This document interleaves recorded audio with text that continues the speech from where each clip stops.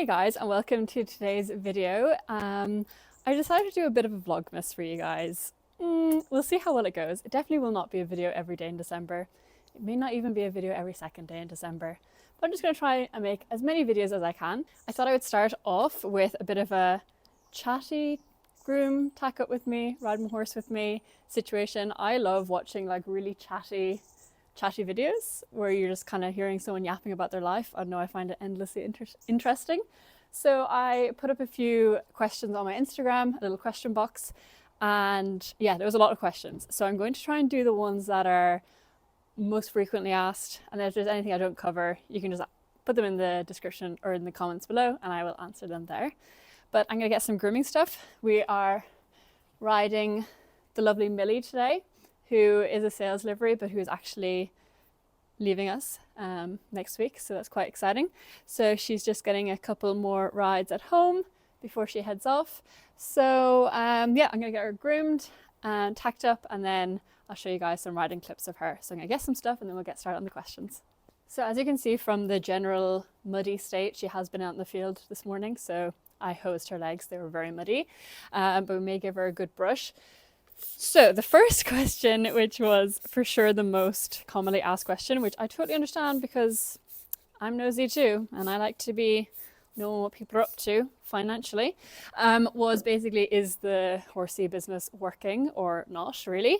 And happy to say that I feel like, well, look, the business has been going for like 8 months now, I would say, kind of officially started 8 months ago. And we are for sure breaking even, I would say. Definitely not losing money, which is very positive, despite some purchases that I made of horses, which weren't really in the budget, but anyway. So I feel like despite that, I was able to kind of do everything I wanted.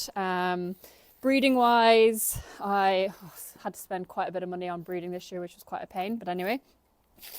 And then shows and everything, like I was kind of able to do everything I wanted. So yeah, it's gone well, I would say.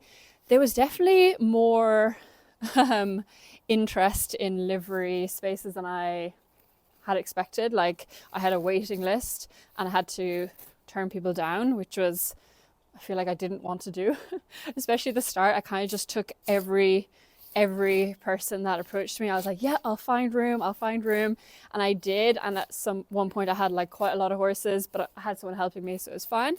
But as it's come into winter, just with the fields and everything, I couldn't have as many horses.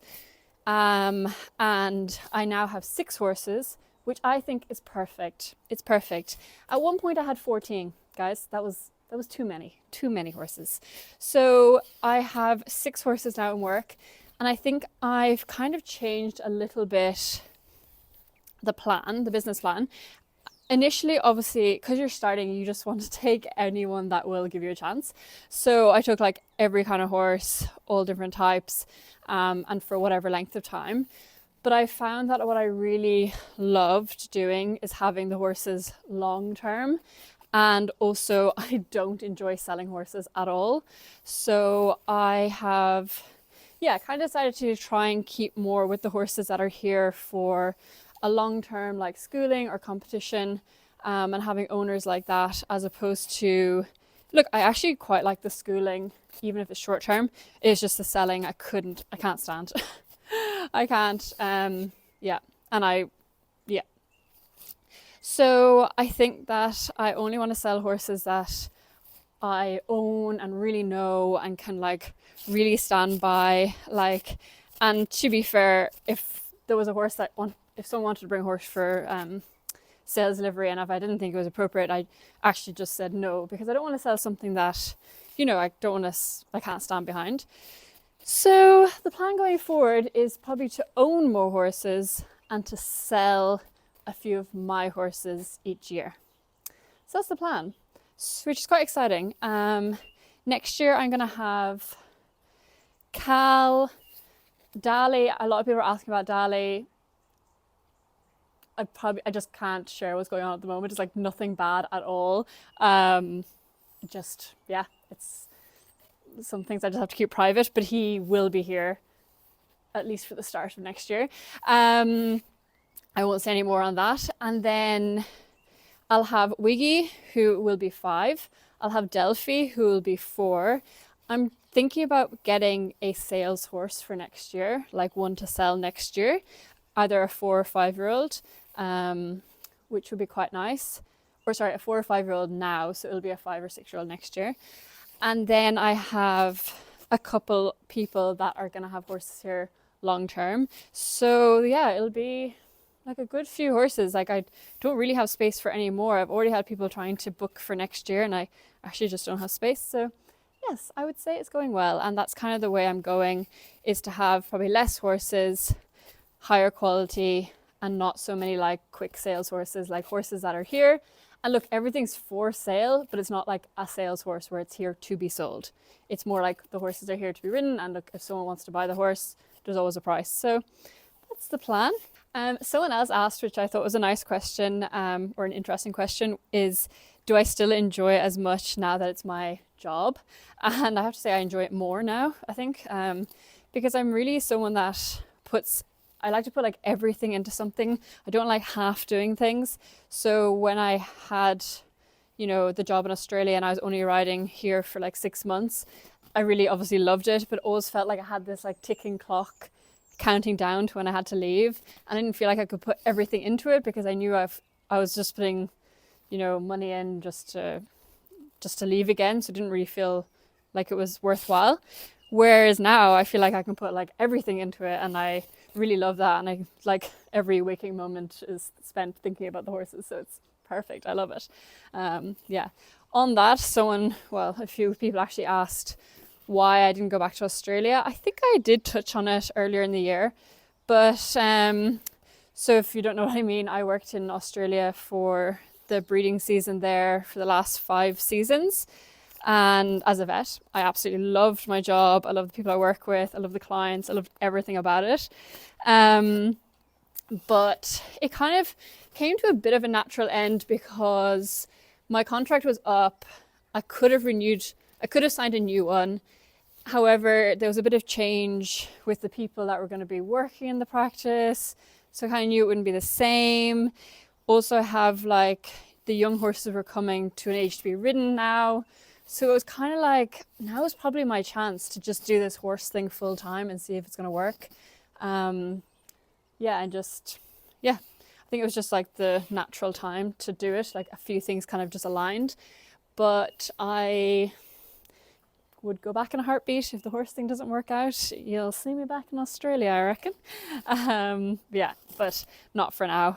At the moment, I'm very happy doing this and it's all going well. So we will keep kicking on.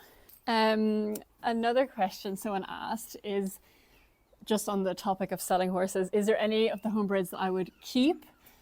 So I was actually thinking about this like the other night, and like, look, everything's kind of for sale really, except Cal. He's the only one that's not for sale.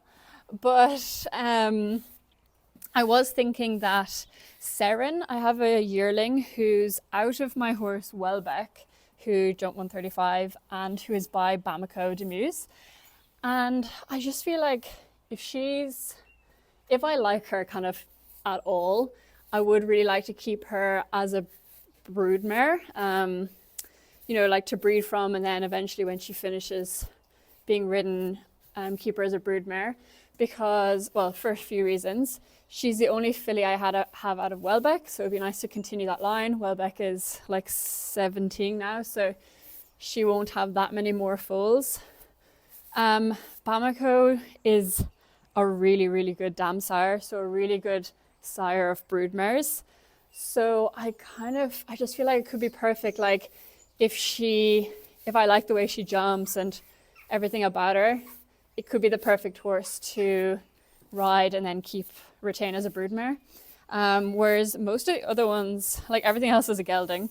I suppose Taggy is a 2-year-old that I bought from an auction. She is nice.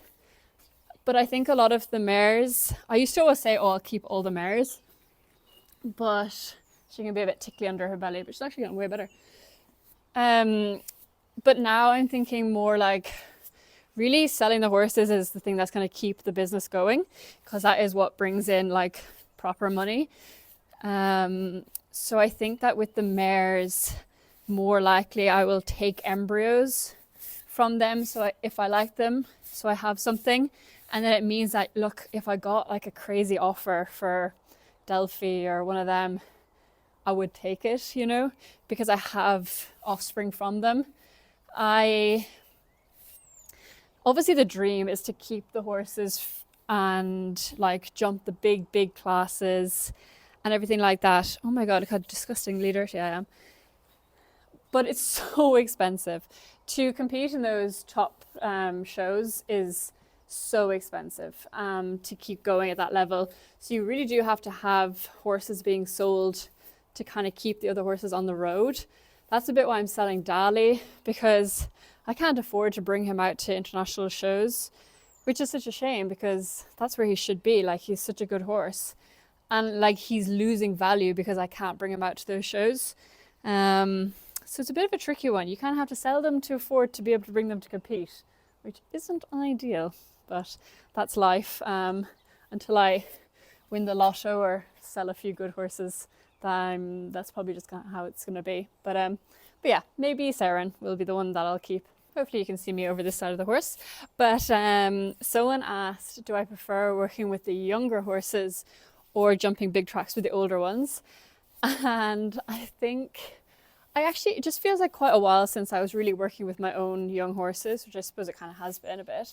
But working with Wiggy and DELPHI, my 3 and 4-year-old, just these last few weeks has just given me so much joy. Like, I just love working with the younger horses. I love it so much. It's so rewarding. They love it, you know, they're so interested. You see changes like every single day. It's so exciting.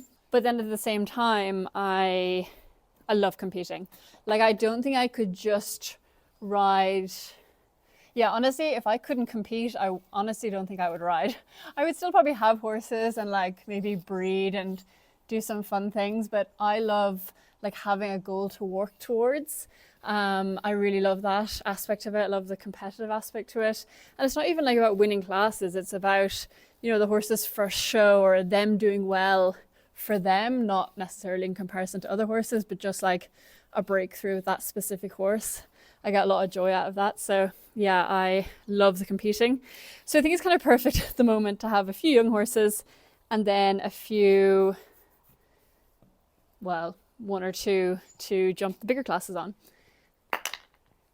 I also think it really helps when I have something to jump the bigger classes on that I have that experience.